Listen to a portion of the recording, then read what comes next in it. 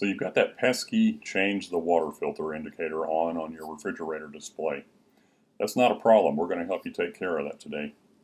Thanks to Curtis with the KDM Kurt YouTube channel for stopping by and taking us through this easy process today. Be sure and check out his channel. We'll give you a link in the description down below and at the end of this video. Before changing the filter, we first have to prepare the fridge. We went ahead and moved ours out from the wall just a little bit so that we could access the cold water line. We have to go ahead and turn that valve off. To turn off our cold water line, we just have to flip this little valve right here into the off position. You want to make sure that it's all the way pushed that way so you're not getting any more water in this line. To find the correct filter that we need for our refrigerator, we can peek inside the door here at the manufacturer's sticker and check out this model code right here. If you enter that number on Amazon, you should be able to find a compatible filter for pretty cheap. That's what we did here, and we picked up the Max Blue MB00020B-P.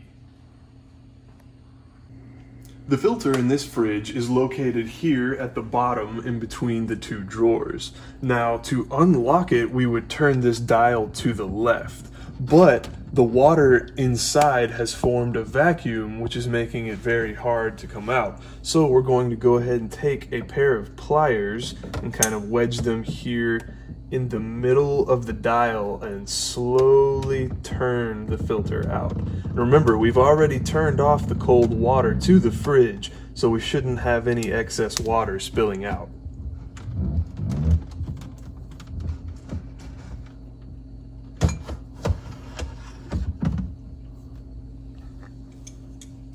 Once you have the old filter removed, you can drain the excess water by simply turning it over.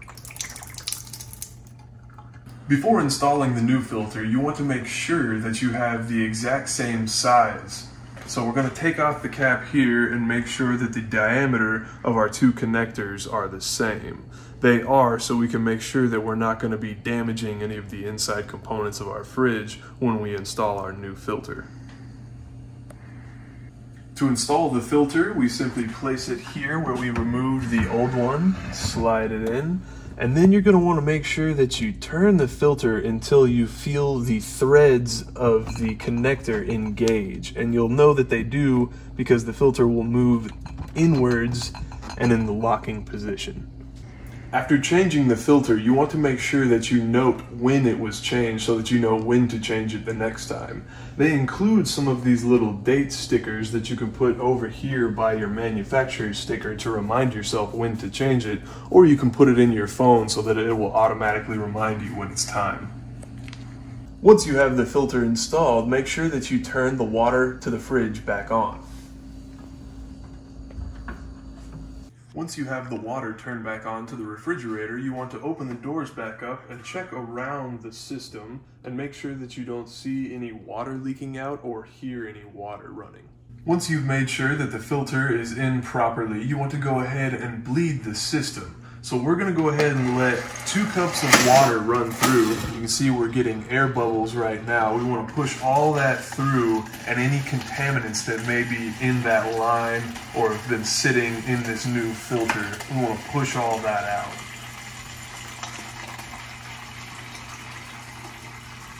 This here is a prime example of why you want to make sure that you bleed the line before drinking from that new filter. As you can see, our water has kind of turned a grayish dark color.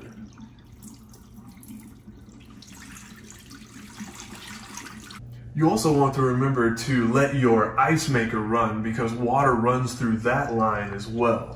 So let it run overnight, and then once you've got a full ice box, go ahead and get rid of all that ice. You can either throw it in some plants outside to water them if you don't want to waste it, or just go ahead and put it right in the sink. To clear the change filter indicator from your system, simply press and hold where it says alarm filter reset for 3 seconds.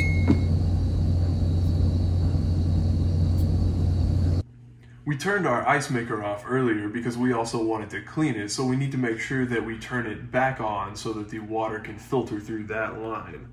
To turn it back on, we just simply tap here and we're back on. Thanks for stopping by our channel today. Be sure to check out KDM_Kurt. And thanks to Curtis for stopping by and doing the video for us today.